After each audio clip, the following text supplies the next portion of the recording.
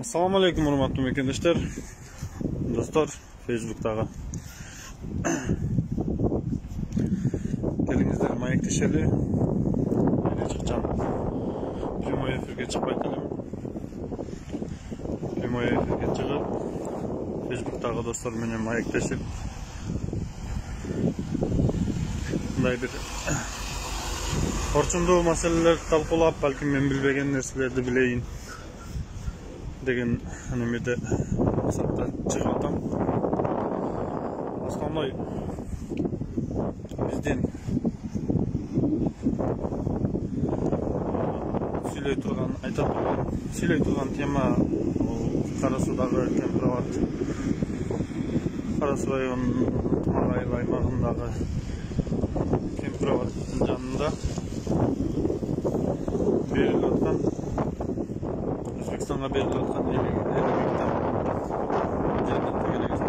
тема болуп деген. Мен биринчи жолу Айбек абу кандай мен прямойго чыкпайт элем, ошондуктан аябай непривычно болуп атат мен үчүн.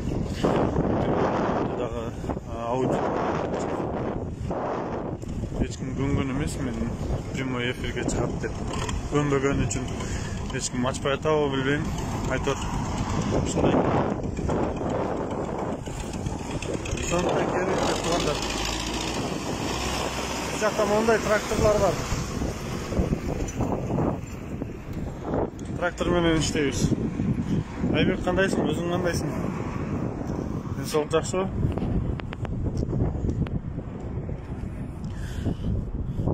Тугандар, кече 10 күн бою Кемпироваттын жанындагы, мындайча айтканда Кемпироват өзү 1,5 километр тегерегиндеги погонный метр эмени түзсө узундугу Кемпироваттын.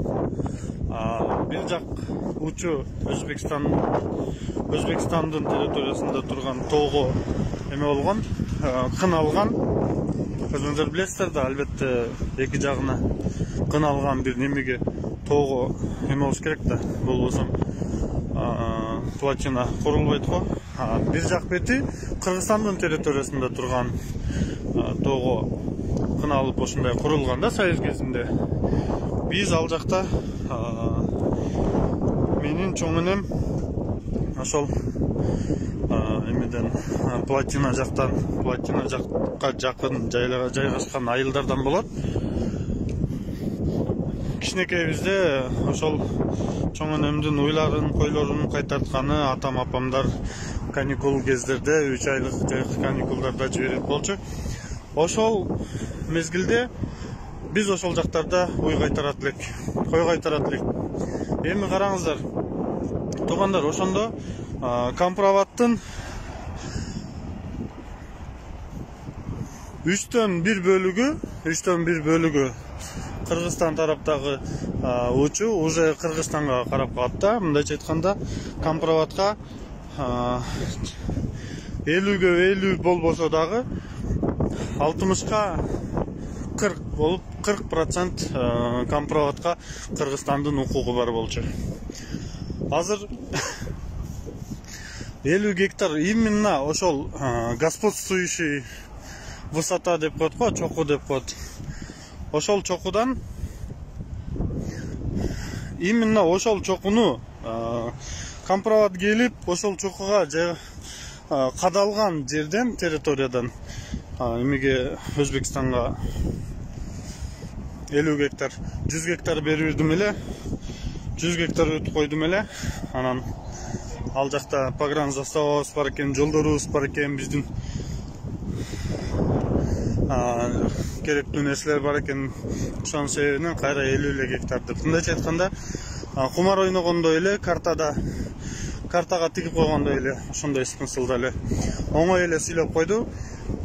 Ага наразы болгон Ынтымак айыл аймагынын тургундары жана ошондой эле ошол жактан миграцияда жүргөн, бул жактагы Питерде, Москвадагы жердештерибиз чыгып өздөрүнүн наразычылыктарын айтты эле. Бүгүн мына Ташиев, Камчек Ташиев 10 күн биздин энекелерибиз ошол жерде бозуй тигип 10 күн какшап отуруп араң чакыртып алды. Анда дагы Москвадан дүрбөлөң кылып, Питерден дүрбөлөңгө түшүп, элдер ар кандай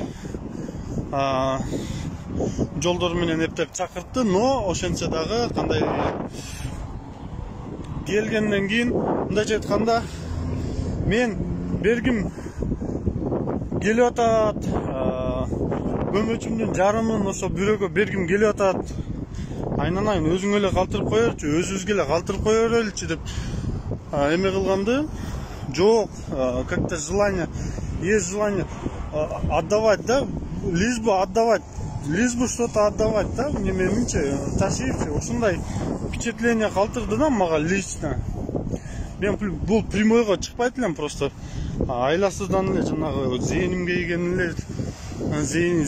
ийгенден чыгып атам. Лишь бы отдавать боло турган болсо, өзүңдүн территорияңдан, өзүңдүн мындайча айтканда стратегиялык маанилерин карап, башкасын карап, бар жокту карап туруп, салыштырып андан кийин. Ал жерде Жеңиш Молдахматов жакшы белгилеп өтүп кетти. 100 гектар жерге анча-мынча стратегиялык маанилүү жерлерди салыштырып келгенде 5 сотик жер дагы алмашкыс ушундай мааниге ээ болуп калат деп коет да. Ушинтип белгилеп өттү.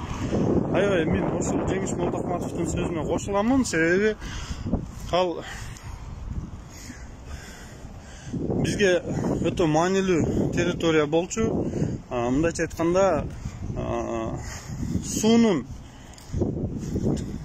компроваттагы сууга биз тең шерик болчук Кыргызстан. Азыр эми толугу менен ичип аткан суубузга толугу менен, мындайча айтканда, суубузду Өзбекстанга толугу менен укугубузду да берип койдук. Ушул эмеде бир эмени айтып өткүм келди. Пайгамбарыбыз саллаллаху алейхи ва салламдын убагында курайшиттер мени мусулмандарды аябай кысымга алып, ошентип эме кылып жүргөн убакта, ислам жаңы келе баштаганда арабтарга, ошондо айылдын ортосунда кудук болот да. Кудук болот. Ошондо Умар радиаллаху анху иманга келгенден кийин ал кудук кайсы бир курайшиттин курайшит ээси болот да кудуктун. Ал кудуктан суу сатылат, дайым сатылып турат. Ошондо Умар радиаллаху анху кандайдыр бир жол менен ошол эменин тиги кудуктун ээси менен тил табышып, суунун жарымын сатып алат. Суунун жарымын сатып алып, бир күн Умар сууга ээлик кылат, бир күн тигил курайш сууга ээлик кылып калат. Ошондо Умар радиаллаху убагы келгенде, ошонун учети болгондо, ошонун күнү болгондо, мусулмандар бардыгы бесплатный сууларын камдап эме кылып атты. Бул жерде ошол Курайшиттин, ошол мушриктин катасы болот да, суунун жарымын бергени, жарымын сатканы. Мындайча айтканда,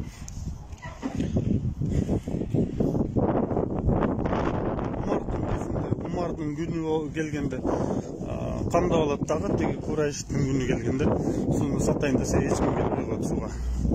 Ошентип анан суунун бул кийинки экинчи жарымындагы Умарга саткан эме болот, аргасыз болот дагы. Ошентип сууну полный сатат. Кудукту полный сатып, ошону менен ошол кудуктагы суу бесплатный болуп калат да. Акысыз болуп калат. Ошондой эле биз азыр Кыргызстан сууга болгон укугубуз, Кемпирабадтагы сууга болгон укугубуз. Кемпирабадтын суусун ким билет, ким билбейт, кимге караңгы, кимге ясный, ким ошол жерде билсе, ошол жерде жашаган болсо, ошол территорияны жакшы билген болсо, албетте жакшы эме болот. Жакшы түшүнөт, себеби биз отулганыбызды, себеби сууга болгон жарым укугубузду биз Өзбекстанга өткөрүлдүк. Ал суудан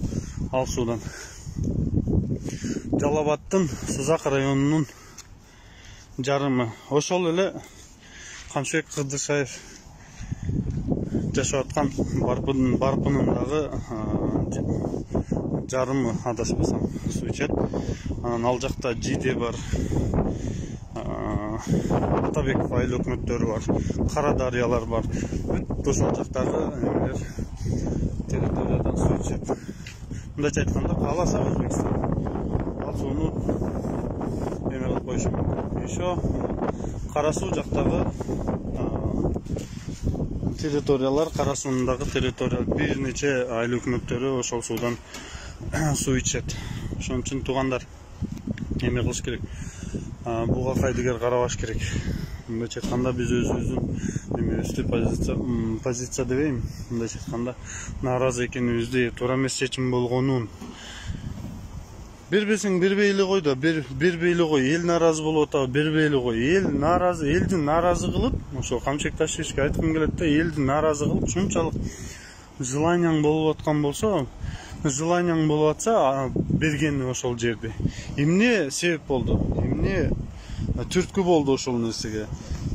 Суунун ошол сууга, биздин Кыргызстандын сууга болгон акысын кандай гана драгоценный жерге алмаштырганын көрсөтчү деп мен талап кылам элем. Кайсы жерге алмаштырды, кандай кылды, канчага сатты, эмне кылды? Ушул нерселерди талап кылышыбыз керек.